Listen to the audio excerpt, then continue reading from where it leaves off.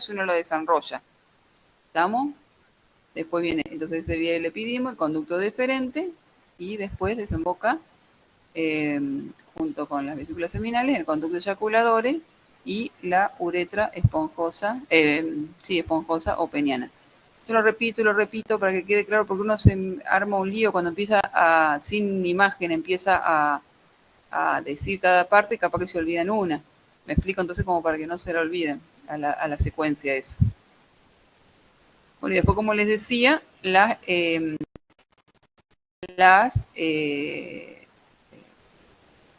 glándulas anexas, que serían la próstata, las vesículas seminales y las glándulas bulbouretrales, que son las que están acá, a los lados de la uretra membranosa. ¿Está bien?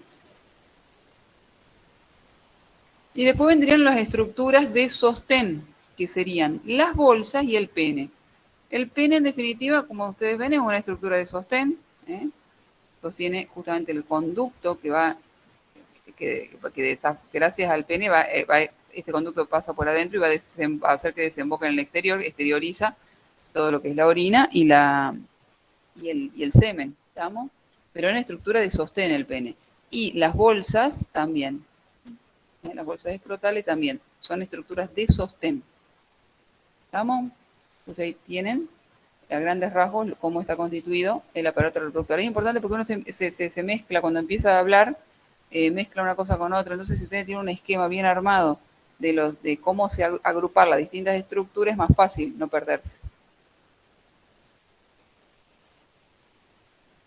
Este gráfico, que es bien básico, que es del Patton, que siempre es más básico el gráfico del Patton. Después este del Tórtora, que es como un poquito más complejo, que describe más estructura. Ven cómo tenemos la uretra prostática, la membranosa, que es la que pasa por el piso de la pelvis, y después la esponjosa o peniana. ¿Está bien? Y fíjense cómo, justamente porque se dice que es una vía común de lo que es la orina, que viene de la vejiga, y del semen, que viene de las vías reproductoras. ¿Estamos? Lo que es importante acá son las relaciones, después lo vamos a ver, tener claro este gráfico en su cabeza porque preguntan mucho las relaciones. Por ejemplo, les van a preguntar, bueno, ¿y la vejiga dónde se encuentra en el hombre? Bueno, entonces tienen que decir que está arriba de la próstata, por detrás de la sínfisis del pubis, que eso por ahí se lo olvidan, siempre se acuerdan del recto, pero se olvidan de la sínfisis del pubis, y está por delante también, no solo del recto, sino entre medio están las vesículas seminales. ¿Estamos? Y acuérdense, de arriba de la próstata y debajo de las asas delgadas e iliopélvicas, todo lo que es intestino delgado y grueso que está acá arriba. Y la próstata está por arriba del piso de la pelvis. ¿Estamos? Este gráfico tiene que grabárselo visualmente. ¿Estamos? Entonces, esa sería la clasificación general. Ahora vamos a hablar un poquito de las bolsas. Las bolsas, lo que por ahí preguntan es el tema de que para qué están. Las bolsas hacen que los testículos estén fuera de la cavidad pelviana. Eso hay que tenerlo claro porque están, gracias a eso, a una temperatura más baja, que es la adecuada, que 2 a 3 centímetros, 3 grados centígrados por debajo de la temperatura corporal, que es la adecuada para la espermatogénesis. ¿Estamos? Ese es el objetivo de que existan las bolsas. Las bolsas tienen estas capas, 7 membranas. Parece fino describir esto, pero en el apunte viejo está con estos nombres. Yo lo copié y pegué del apunte viejo a esto. Pero conseguí un dibujo que es del Tórtora, que tiene otra sinonimia. Entonces yo se los voy a aclarar acá. Fíjense que dice piel o escroto.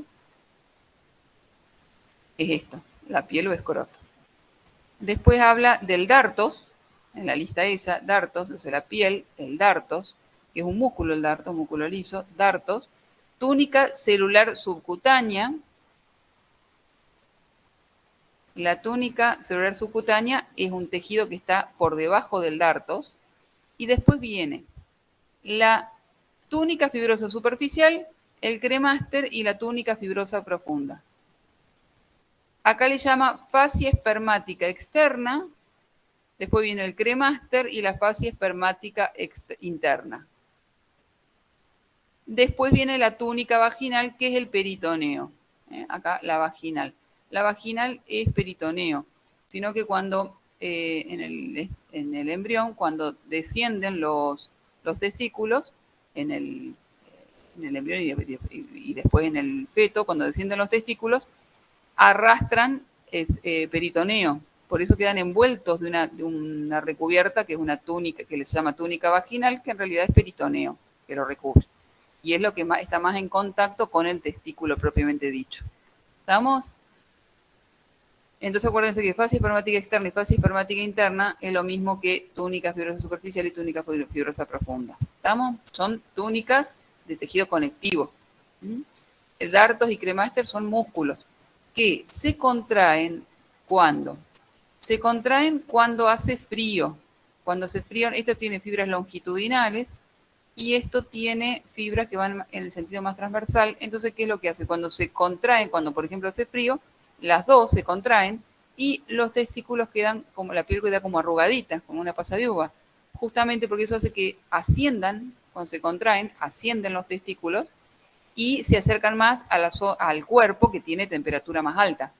Y cuando hace calor pasa lo contrario, se relajan y esto queda liso la piel y quedan descendidos los testículos y entonces se refrescan, digamos, están más lejos de la temperatura del cuerpo cuando hace calor. ¿Estamos? ¿Se entiende cuál es la función de las bolsas testiculares?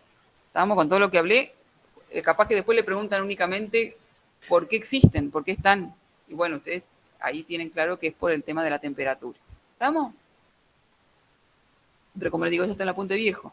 Entonces parece fino, pero está descrito. Entonces como que por ahí tener idea, como para hablar del dartos, mencionar por lo menos el escroto, dartos y el cremaster, acordarse, y la vaginal. Eso es por ahí las capas más importantes.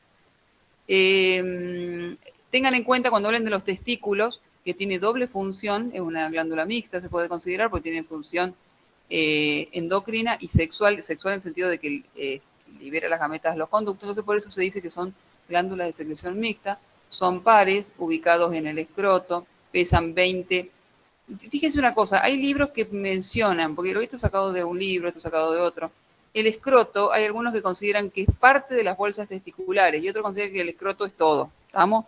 Pero en general lo correcto es decir que las bolsas testiculares tienen como una de sus partes del escroto, que es la parte de la piel con pelos, bueno, la más externa, eso es el escroto, ¿estamos? Pesan 20 gramos, miden 4 por 5 por 2 por 5 por 2 por 5 o 3 en realidad. 4 a 5 por 2,5 por 3, ahí está. 4 a 5, sería 5 por 2,5 por 3, más o menos. Tienen que tirarle un número así cercano, si no se acuerdan exactamente, pero no que sea lejano. Esas características apréndansela, más que nada las dimensiones y el peso, eso preguntan, arranquen así. Están rodeados por una túnica blanca de tejido fibroso denso irregular, que es la albuginia, que los ovarios también están rodeados por la misma túnica, que es conectivo, que forma tabiques y de esta forma determina 250 a 300 lobulillos, y en los lobulillos es donde están los túbulos seminíferos, alrededor de 4 túbulos seminíferos por lobulillo. Si nosotros miramos cómo están constituidos los túbulos seminíferos y los alrededores, vamos a encontrar que hay 3 tipos de células. Las espermatogénicas, las de Sertoli y las de Leydig. Y ahora vamos a ver la función. Está claro la túnica albuginia y demás, ¿no? Si nosotros, bueno, ahí voy a mostrar un dibujo que está muy claro. Acá está. En los túbulos seminíferos nosotros lo cortamos transversalmente, lo agrandamos y lo miramos, se ve así. Tenemos las células espermatogénicas en la pared y tenemos hacia la luz, si se va avanzando de la pared hacia la luz, vamos a encontrar que tenemos células espermatogénicas que han avanzado en su maduración hasta llegar a los espermatozoides. vamos a ver en detalle estos conductos seminíferos, qué células vamos a encontrar aparte de las espermatogénicas. Acá está.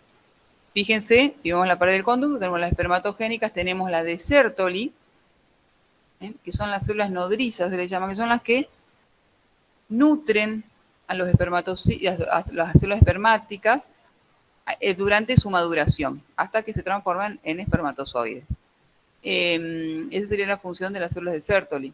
Tienen receptores las células de Sertoli para testosterona, y de esta forma la testosterona activaría y estimularía la síntesis, la producción de espermatozoides. ¿Estamos?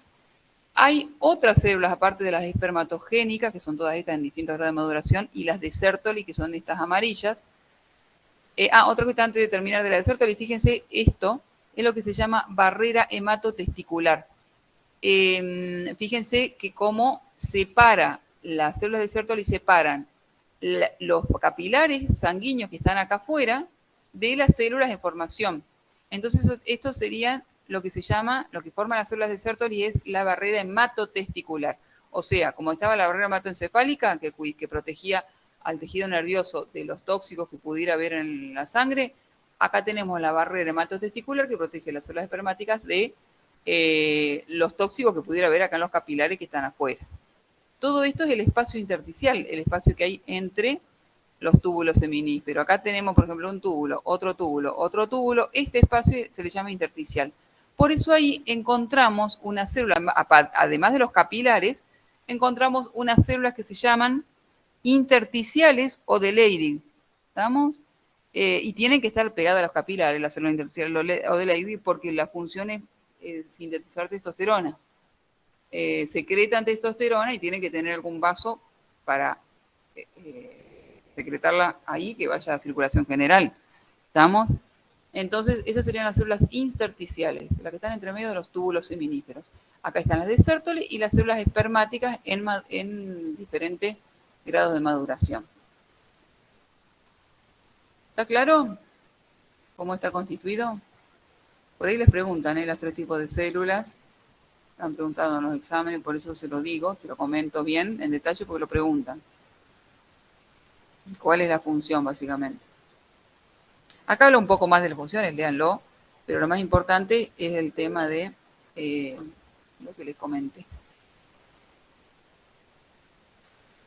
¿Está claro? Bueno.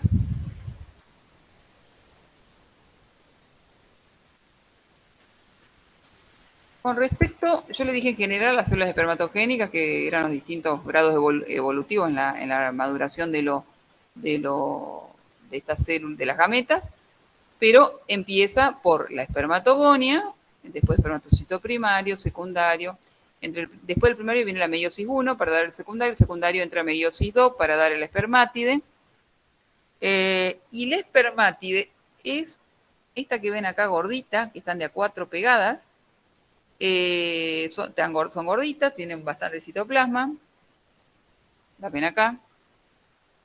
¿Y qué es lo que pasa con estas células? El espermátide sufre un proceso que se llama espermogénesis, en el que se saca de encima parte del citoplasma, se estiliza su forma, se forma el flagelo que tiene el espermatozoide y de esa forma se madura a espermatozoide. Y el proceso por el cual este espermatozoide que está acá es empujado por líquido que también libera la célula de Sertoli se llama espermiación. Es como un paso dentro de la maduración, la espermiación. Entonces, espermogénesis, espermatozoide y después espermiación. ¿Está claro? Acá se ve un poquito mejor, fíjense, con las espermátides, o sea, tenemos espermatocito primario, secundario, espermatogonio, espermatocito primario, secundario, espermátide, que son las gorditas, y después se estilizan, pierde citoplasma, adquieren el flagelo, y entonces ahí viene la espermiación. ¿Estamos?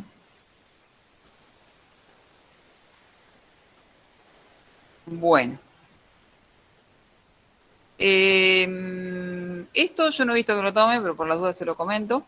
Pero tengan en cuenta lo otro que les dije, los 3 tipos de célula. Acá se ven las de Leydig, con el capilar sanguíneo ahí, las de Sertoli y las espermatogénicas. Espermatogénicas, las que forman el esperma, pueden decirlo, o los espermatozoides, espermatogénicas, cuando hablan en general de todas estas formas de maduración. ¿Estamos? Espermatogénicas, digan. Dentro de estas está el estadio final, es el espermatozoide. ¿Estamos? El tiempo que dura, más o menos, tener idea. Esto, lo que puse acá, yo se lo clavé acá arriba porque hay que tener claro lo que es la meiosis 1 y unirlo con esto que estudiaron en meiosis, ¿se acuerdan? Lo que es la meiosis 1, ¿no? Fíjense cómo en definitiva, que yo se lo expliqué a esto de la meiosis, cómo primero se duplican los cromosomas, son 46 cromátides que se transforman en 46 cromosomas cuando en la fase S que duplican el ADN. Y ahí es cuando se empiezan a dividir, se van al plano ecuatorial, en la metafase, después la anafase se separan, 23 por un lado, 23 cromosomas, que cada uno tiene duplicada la información, o sea que tienen 2 cromátides cada cromosoma. Entonces acá tenemos 23 y 23 cromosomas. Estas ahí arranca la segunda fase, la segunda meiosis, de la metafase, anafase, y ahí se separan las espermátidas hermanas. Entonces lo que surge de ahí son, en definitiva, a partir de una célula que tiene 46 cromosomas, o sea que cada cromosoma tiene 2 cromátides, vale decir que acá tiene 92 cromátides. Si la divido 2 veces, o sea, divido 4, te da 4 células de 23 cromátides. ¿Está claro? Porque si no, no dan los números. Si no, uno no lo ve como cromátide. Hay que tener claro que un cromosoma tiene 2 cromátides, tiene duplicada la información. Por eso es que a partir de una célula que tiene 46 cromosomas, obtenemos 4 células de 23, pero cromátides. ¿Está claro? Está claro eso, ¿no? Porque por ahí, si no, uno en medio que no le dan los números. ¿Está bien?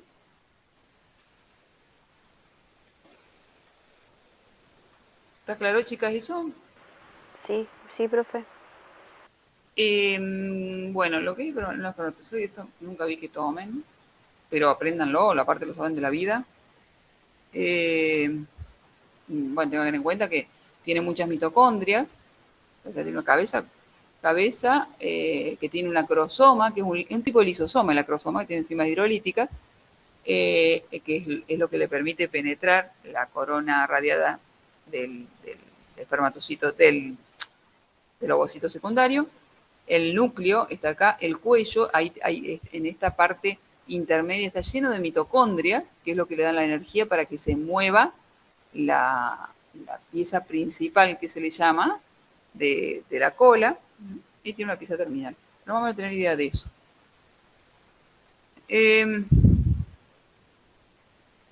¿Qué más? Yo la regulación hormonal, yo no se la di en endocrino porque se le iba a dar ahora. La verdad que no he visto que de la mujer sí lo toman mucho, pero del hombre la regulación hormonal, la verdad que nunca en la mesa que yo estuve preguntaron eso, pero se lo voy a explicar por las dudas, porque no sé si lo han tomado en otras mesas.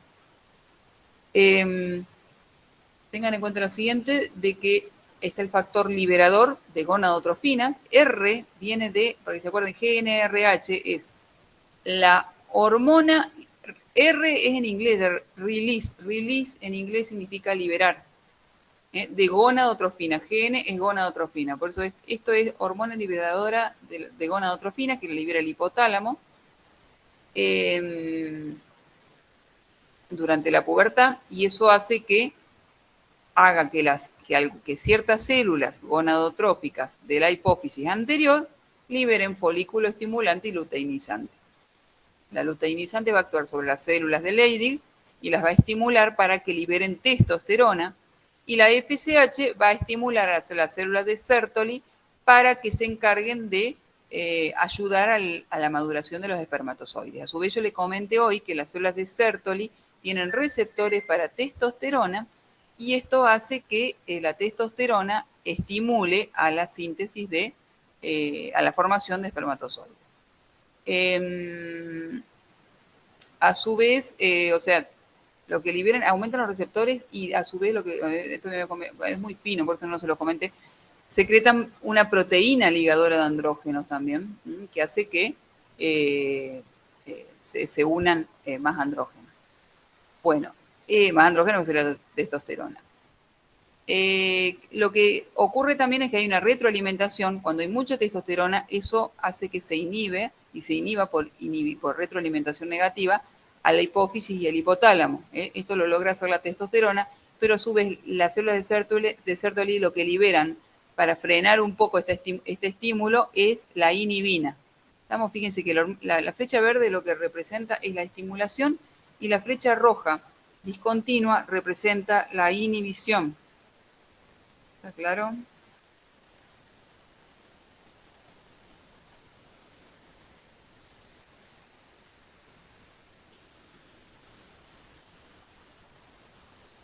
¿Está claro, chicos? ¿Cómo se organiza esto? Tengan en cuenta que, ¿sí? La testosterona y la dihidrotestosterona, que la testosterona se convierte en dihidro, por cierta enzima, que no quiero meterle más nombres, pero en definitiva son dos hormonas que lo que intervienen es tanto en el desarrollo, en la definición del sexo cuando en el momento de feto, de embrión, y en el crecimiento de los órganos sexuales masculinos durante la pubertad especialmente, y de los caracteres sexuales secundarios.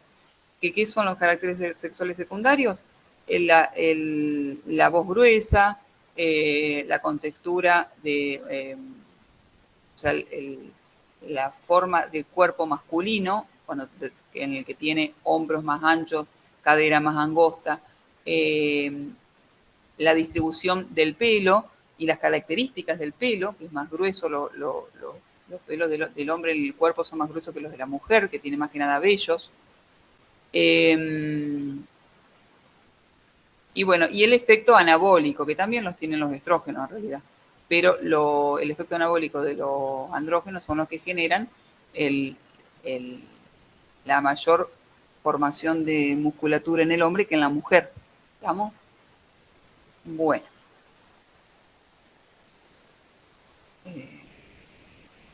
Bueno, esto más o menos les quise hacer un pantallazo de lo que es la regulación en el hombre de las hormonas. Ahora entremos a lo que es el sistema de conducto, que esto lo toman mucho. Le preguntan así, el sistema de conducto.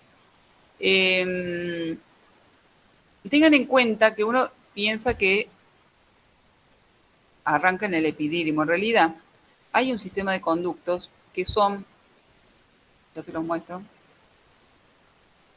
estos tubos chiquitos que son derechitos, se les llaman túbulos rectos. Esto se llama red testicular, porque una red testicular o rete testis, en latín. Y los conos conductillo o conductos eferente, que son estos que salen. ¿Estamos? Entonces, desde toda esta parte de acá es parte del sistema de conductos y no forma parte del testículo en realidad, considera que forma parte del sistema de conductos. Los túbulos seminíferos son parte del testículo, pero desde los túbulos rectos estos, la red de testis y estos conductos eferentes, estos ya son parte del sistema de conductos, o sea, desde acá ya es parte del sistema de conductos. ¿Estamos? Después de estos conductos viene el epidídimo. El epidídimo está enrollado acá adentro y si uno lo desenrolla, mide 6 metros este fideo largo. Pero está enrollado en esta estructura que tiene cabeza, cuerpo y cola, que se llama epidídimo, que mide 5 centímetros y tiene forma de coma y está apoyada en la región postero-superior del testículo, como ven acá, en la región postero-superior, medio arriba y por detrás del testículo. ¿Estamos? ¿Está claro lo que es este sistema de conductos y después ya arranca el epidídimo, ¿no? A eso se le llama conductos del testículo, porque es dentro del sistema de conducto pero están dentro del testículo, por eso conductos del testículo, pero está dentro del sistema de conductos, ¿estamos? Para que no se les haga lío. Pero como está dentro del testículo, se llama conducto del testículo, pero está dentro del sistema de conductos. en sí, los que están bien dentro del testículo, que se consideran parte del testículo, son más que nada los túbulos seminíferos. Estos están adentro, pero ya es parte del sistema de conductos. Se estudia aparte del testículo. ¿Estamos? Después viene el epidídimo, que como le dije, mide 5 centímetros, pero desenrollado mide 6 metros, y no es un error de tipeo, se creen que es un error de tipeo, no, son 6 metros desenrollados. El epitelio es un epitelio cilíndrico pseudoestratificado con esterocilios, y lo que ocurre ahí es la maduración, esto es importante, todo lo que le pongo en negrita es porque es importante y lo toman. Maduración del espermatozoide, están ahí unos 14 días en el epidídimo los espermatozoides. Después de la espermiación y demás, viajan y acá quedan 14 días en el epidídimo. ¿Estamos? Y acuérdense que tienen músculo liso porque tienen que avanzar en la luz del epidídimo. Entonces tienen que tener músculo liso que por movimientos peristálticos los hagan avanzar. ¿Estamos? Y un epitelio cilíndrico pseudoestratificado con esterocilios y microvellosidades, que es el que hace también, que ayuda conjunto con los movimientos peristálticos a que avance, porque calcule que tiene que avanzar por una estructura que te mide 6 metros y que es recontra finito. Entonces tiene que tener músculo liso que vaya haciéndolo avanzar por movimientos peristálticos, más estructuras como microvellosidades y esterocilios que lo hagan avanzar en la luz del tubo. ¿Estamos? Una capa lisa y una adventicia alrededor. ¿Estamos? ¿Está claro cómo está formado el epidídimo? Y después el conducto deferente, que mide unos 40 centímetros. Ojo con esto, que si uno busca en internet, capaz que le dicen 30, te tiran cualquier número. Es alrededor de 40. ¿Estamos? 40 está bien. Fíjense siempre estos números son generalmente sacados del apunte viejo, como yo siempre les digo. Si no estaban en el apunte viejo, me fijo en el apunte nuevo. No busquen de cualquier lado las cifras, porque si no se van a encontrar en el examen en un momento que ustedes tienen una cifra y le van a preguntar, ¿y dónde lo sacaste? Y ustedes tienen que sacarlos del apunte viejo o del nuevo, no decirlo, lo saqué de internet. ¿Estamos? Entonces tienen que justificar muchas veces. Si le llegan a tirar un número que está bien, perfecto, pero si le llegan a tirar un número que está medio alejado, le van a preguntar dónde lo sacaste. ¿Estamos? Y van a pasar un mal momento. Acá lo que tenemos, el conducto deferente, tiene un epitelio cilíndrico pseudoestratificado como en el anterior, y lo que es interesante es que la muscular tiene una capa interna, externa y media, o sea, es gruesa la muscular ahí, en el conducto deferente. Este es el epidídimo. Una cosa es el epidídimo, que es lo que está acá adentro, y después viene el conducto deferente, que es este.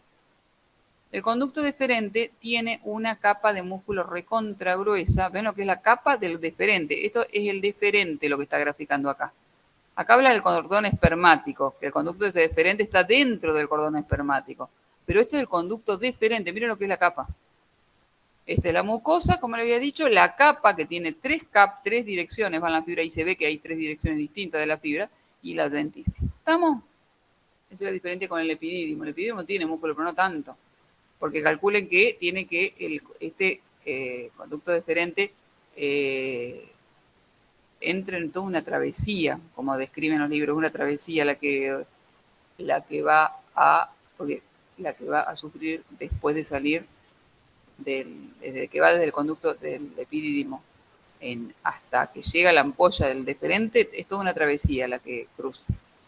¿Estamos? Entonces, y necesita un buen movimiento peristáltico para el avance de los espermatozoides, y también necesita que sea medianamente grueso. No es grueso, es finito. Si uno lo ve macroscópicamente, es finito el conducto deferente. Pero tiene que ser lo suficientemente grueso para no lesionarse.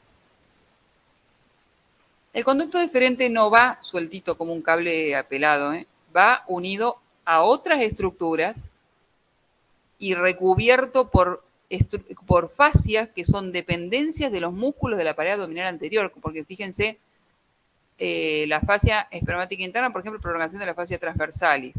La fascia cremastérica es prolongación del oblicuo interno.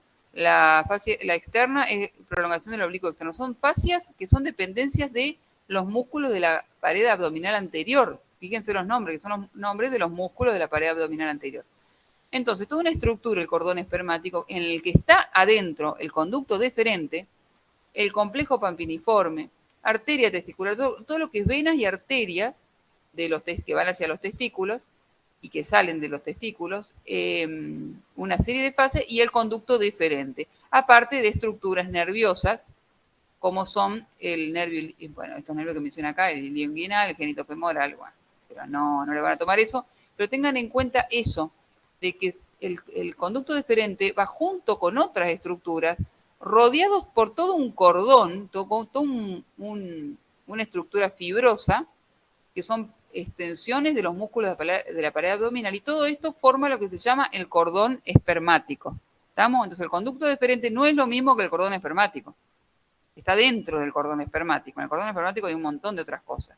Hay nervios, hay linfáticos, hay arterias, venas, etc. ¿Estamos? ¿Está claro lo que es el cordón espermático? Sí, sí. ¿Ven? ¿Ven lo que es el cordón espermático? Es toda una estructura. Acá está descrito el cordón espermático y tiene todo esto adentro. Se mete el cordón espermático por el conducto inguinal. ¿Qué es el conducto inguinal?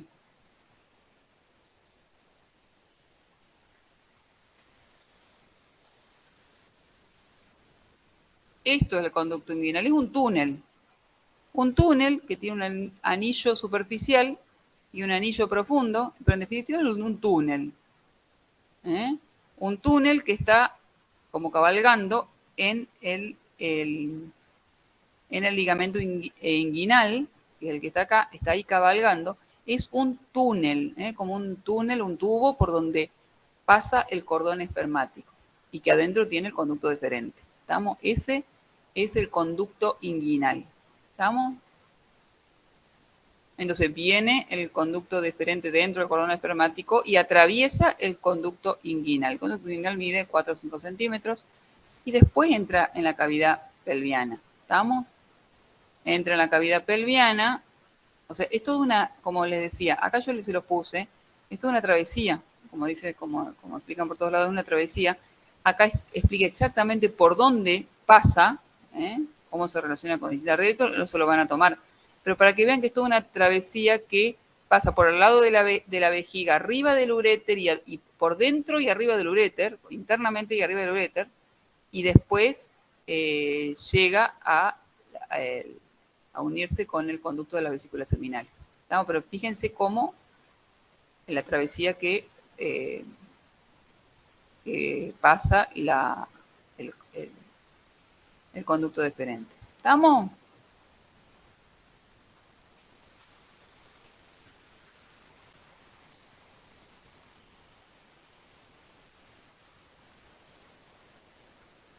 Por eso fíjense cómo le llaman porción testicular, porción inguinal, por donde pasa por el conducto inguinal, porción abdominal, es donde atraviesa la pared abdominal, y la porción pélvica, que es cuando pasa por al costado de la vejiga y por dentro y arriba de los uréteros. Y ahí se dilata la ampolla que se une, como yo le conté todo, como sigue la historia. ¿Está claro más o menos el recorrido de conducto deferente?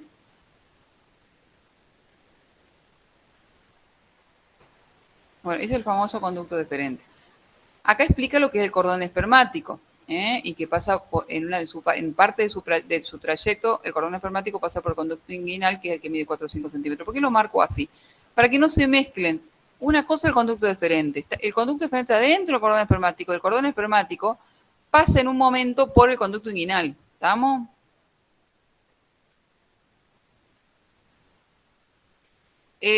Bueno, llega el conducto deferente, se forma la ampolla, que es la parte final, que es dilatada, y se une a los conductos de la vesícula seminal para formar los conductos eyaculadores que terminan en la uretra prostática. Ahí se ve. La ampolla se une a la secreción de las vesículas seminales para dar lugar a los conductos eyaculadores. Los conductos eyaculadores miden 2,5 centímetros aproximadamente y terminan en la uretra prostática, porque es la que pasa por la próstata. De ahí sigue la uretra membranosa y después la peniana o esponjosa. Ese sería parte del sistema de conducto, por eso se las menciona la uretra. La uretra en su totalidad mide unos 20 centímetros, 3 centímetros la prostática, 1,5 esta la membranosa y unos 12 centímetros la esponjosa. Estas cifras, apréndanselas así. Yo lo copié del apunte viejo, fíjense también en el apunte viejo para chequear de que esté igual. Usen esos números, no usen otros. ¿Estamos? Memorícense un solo número. Me explico, no se memoricen de un lugar y de otro, porque se van a volver locos. Y háganse una hoja con todos los números, para que no se les mezclen. ¿Estamos?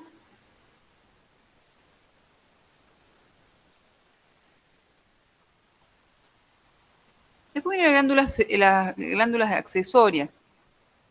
Lo que está así en negrita es lo importante. Están las vesículas seminales, próstata y glándulas vulvouretrales. Tengan en cuenta que lo que van a formar entre las tres es el semen. Vienen los espermatozoides viajando, estas vesículas seminales, próstata y glándulas vulvouretrales enriquecen el líquido en el que vienen los espermatozoides para formar finalmente lo que se llama el semen. ¿Estamos? Un 60% del semen lo forma la secreción de las vesículas seminales, un 25% el de la próstata. Y el resto es el líquido que viene ya de antes con el de las de Cooper o vulvouretrales. El de las seminales es alcalino. Tengan en cuenta que está entre la vejiga y recto, como vieron recién. Miden esto. Este número medio que lo quiero venderse la memoria. La próstata está ubicado por debajo de la vejiga, por delante del recto y por detrás de la sínfisis del pubis. ¿Estamos? Esas relaciones anatómicas que yo se lo puse en negrita porque le preguntan mucho. Mide 3×3. Es ácido en la secreción que libera la próstata, porque tiene ácido cítrico. Todo lo que es fructosa, ácido cítrico es para alimentar a los espermatozoides. Todo lo que tiene las secreciones estas son para algo. Son, en definitiva, para condicionar el viaje de los espermatozoides, para alimentarlos y hacerlo más, para que los espermatozoides sean viables. ¿Estamos? El ácido, porque de ahí sacan ATP, de la fructosa y el ácido cítrico. Tienen una enzima proteolítica que, por ejemplo, que es el PSA, antígeno prostático específico. Eso es importante también, que es el que se pide en sangre para ver si hay alguna patología prostática, ya sea benigna o maligna. ¿Estamos? Bueno, todo lo demás no le van a tomar, pero esto sí hay que por ahí saberlo, estas relaciones, más que nada las relaciones y los tamaños. ¿Estamos? Para tener idea de dónde están esas glándulas. Y las vulvouretrales están al lado de la uretra membranosa, como le mostré, y lo que liberan un líquido alcalino y moco, que eso hace que lubrica el pene para que no se dañen los espermatozoides. Pero tengan en cuenta que, fíjense que en definitiva, lo que resulta en el semen es un pH alcalino. ¿Por qué? Porque el pH de la vagina es ácido para proteger de la proliferación bacteriana, por eso es ácido.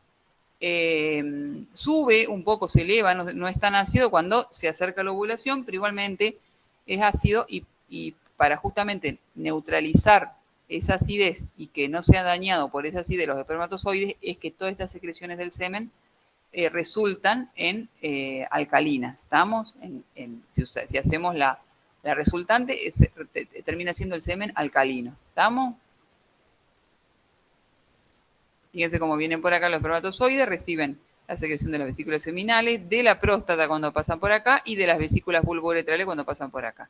Y ahí ya termina de formarse el semen. ¿Estamos?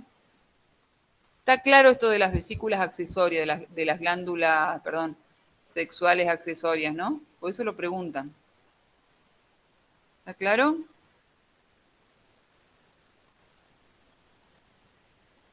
Acá tengan en cuenta, fíjense el tacto rectal. Importante es cómo uno, metiendo el dedo por acá, puede palpar la próstata. Y lo que es interesante, eso se lo digo para la vida, que el cáncer de próstata se da en las células, en las glándulas de la parte periférica. Entonces, no dan síntomas urinarios, o sea, no dan problemas para orinar ni nada, salvo cuando está avanzado el cáncer. En cambio, si uno, como es periférico, uno lo puede palpar desde el recto y si lo palpa, le queda cerquita la periferia de la próstata desde el recto. Entonces, para que vean la importancia del tacto rectal y concientizar a los hombres que se hagan hacer tanto el PSA como el tacto rectal. Es molesto y demás para los hombres, pero bueno, realmente es efectivo y sin irradiar, sin usar ningún tipo de artefacto ni nada, nada más que el dedo. ¿Estamos? Tengan en cuenta que la hiperplasia o hipertrofia benigna de próstata se da en esta parte, en la central. Es por eso que apenas hay un poquito de hiperplasia, ya da problemas en la micción, porque está pegado a la uretra. ¿Estamos? Pero el cáncer no está pegado a la uretra, está en la periferia. Entonces tiene que estar muy avanzado el cáncer para dar síntomas de tipo urinario. En cambio, la hipertrofia benigna de próstata sí da enseguida síntomas. ¿Estamos? Porque ataca esta parte, la parte que está más cerca de la uretra. Ojalá te estaría bárbaro que el cáncer atacara esta parte, pero bueno, no es así, porque daría síntomas antes. Pero lo que tiene de bueno es que gracias al tacto rectal uno puede detectarlo rápido, porque detecta según si es de consistencia, según la consistencia, si es de duro como una piedra, consistencia pétrea se le llama, se sospecha de cáncer. Más si hay un PSA por arriba de 4 y demás, uno sospecha cáncer. Y los urólogos mandan a hacer ecografía en ese caso y punción si corresponde, ¿no es cierto? El semen, acá lo que dice que es alcalino y que la cantidad de millones de espermatozoides por mililitro. ¿Estamos? Bueno, con respecto al pene,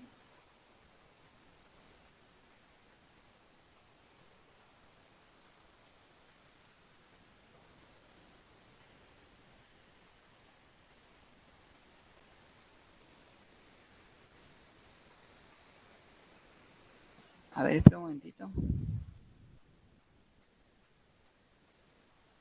Espera un momentito, ¿eh?